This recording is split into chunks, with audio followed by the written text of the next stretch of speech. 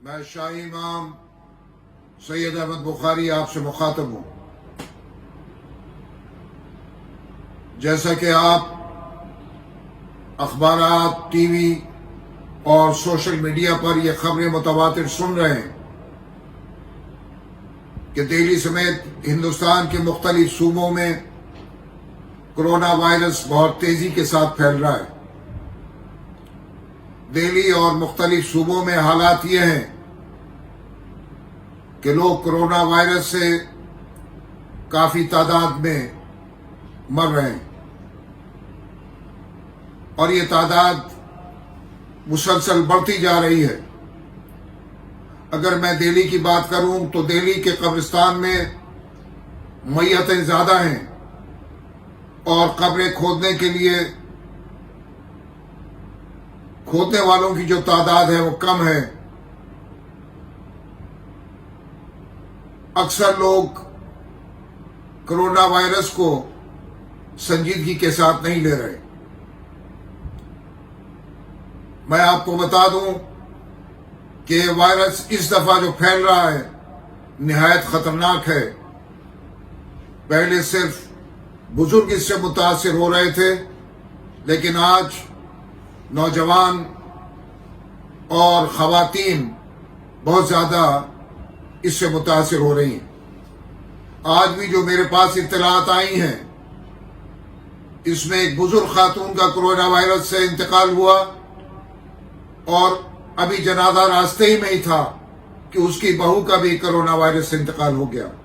اور اس طرح کے کتنے ہی واقعات ہیں جن کی خبریں مجھ تک پہنچ رہی ہیں اور آپ بھی سوشل میڈیا پر اور ٹی وی میں یہ خبریں متواتر سن رہے ہوں گے۔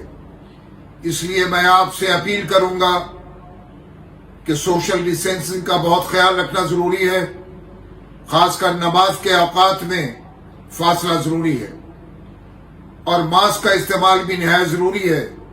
میں کل کسی ایکسپرٹ سے بات کر رہا تھا، انہوں نے کہا کہ یہ ماسک ہمیں بہت حد تک اس وائرس سے بچا سکتا ہے، لیکن عام طور سے لوگ اس میں سستی سے کام لے رہے ہیں۔ اس لیے آج جامع مسجد میں ہم نے جو فرش تھا اس کو اٹھا دیا ہے اور اسٹیکر لگائے جا رہے ہیں تاکہ لوگ فاصلے کے ساتھ نماز ادا کریں۔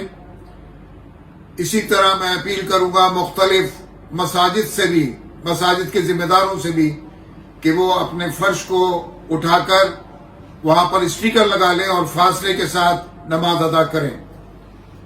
جہاں تک تعداد کا سوال ہے، جو مجھ سے کہا جا رہا ہے کہ تعداد مساجد میں کم ہونی چاہیے، تو ہمیں خیال رکھنا چاہیے کہ یہ تعداد کم ہو اور تراویح وغیرہ ہم اگر گھروں میں پڑھیں تو زیادہ بہتر ہوگا تاکہ ہم کرونا وائرس سے محفوظ رہ سکیں۔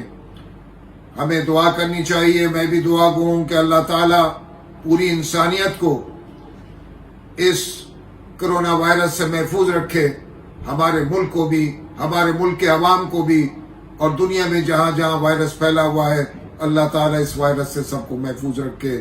اللہ آپ کا حامی و ناصر ہو۔